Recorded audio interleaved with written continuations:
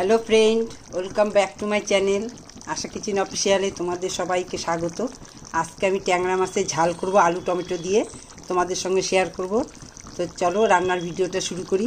আর তোমাদেরকে একটা কথা বলি, আমার চ্যানেলটা খুবই ছোট, একটু সাবস্ক্রাইব করে দিও আর পাশে থাকা নোটিফিকেশন বেলটি প্রেস করে দিও নতুন নতুন ভিডিও দেখার জন্য।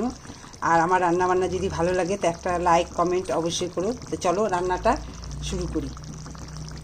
এখানে ট্যাংরা মাছ দিয়ে কাটা হয়ে গেছে আর আধাটা ভাজা হয়ে গেছে। বাকি মাছগুলো দিয়ে দিলাম। এখানে আদা, ধনিয়া, জিরা, কাঁচা লঙ্কা বাটা, এখানে আলু কাটা আছে, একটা টমেটো কাটা, আর এখানে 3টা পেঁয়াজ কাটা আছে। এই মাছগুলো ভাজা হয়ে গেল, এবার আলুটা ভেজে নিচ্ছি। একটু নুন দিচ্ছি আলু ভাজার মধ্যে, আর একটু হলুদ দিলাম।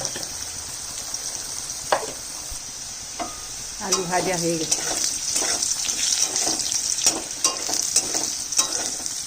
দিয়ে দিলাম শুকনো লঙ্কা আর জিরা। এবার দিয়ে দিচ্ছি পেঁয়াজটা।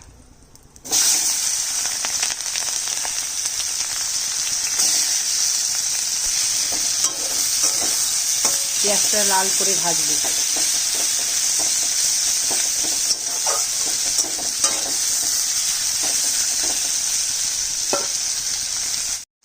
আলু ভাজা হয়ে গেছে, দিয়ে দিলাম টমেটোটা।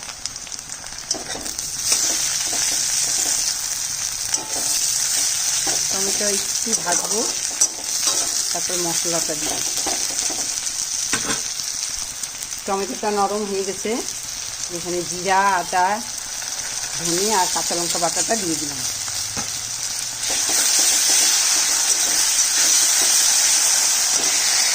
সামান্য জল দিয়ে দিচ্ছি পরিমাণ মতো হলুদ গুঁড়ো, ছোটো টমেটো 1 চামচ। দিয়ে দিচ্ছি সামান্য ঝাল লঙ্কার গুঁড়ো, কাঁচা লঙ্কা বেশি বাটা দিই নাই, ঝাল লঙ্কার গুঁড়ো দিলাম। এবার দিয়ে দেবো কাশ্মীরি লঙ্কার গুঁড়ো কালারের জন্য।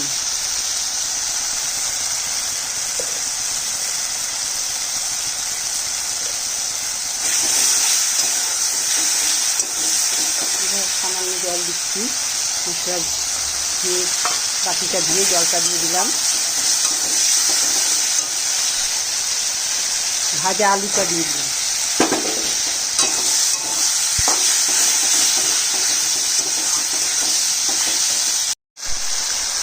স্বাদ মতো নুনটা দিলাম।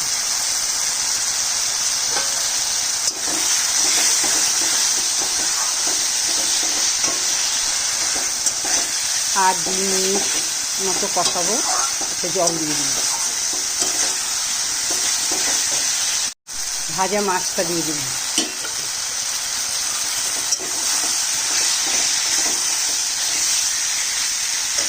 সামান্য জল দিব।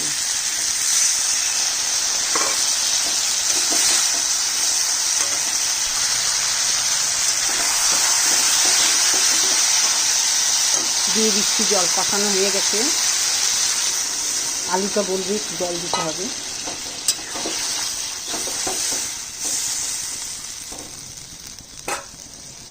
ট্যাংরা মাছের ঝাল আলু টমেটো পেঁয়াজ দিয়ে রান্না কমপ্লিট। এইভাবে রান্না করে খেয়ে দেখতে পারো, রান্নাটা কিন্তু খুব ভালো হয় এইভাবে খেতে। আর কার কার কে কে কেমন করে রান্না করে সেটা একবার বলো। আর এখনকার মতো রান্না আমার কমপ্লিট। তোমাদের যদি রান্নাটা ভালো লাগে তো অবশ্যই লাইক কমেন্ট শেয়ার করো। তো রান্না আমার শেষ, টাটা।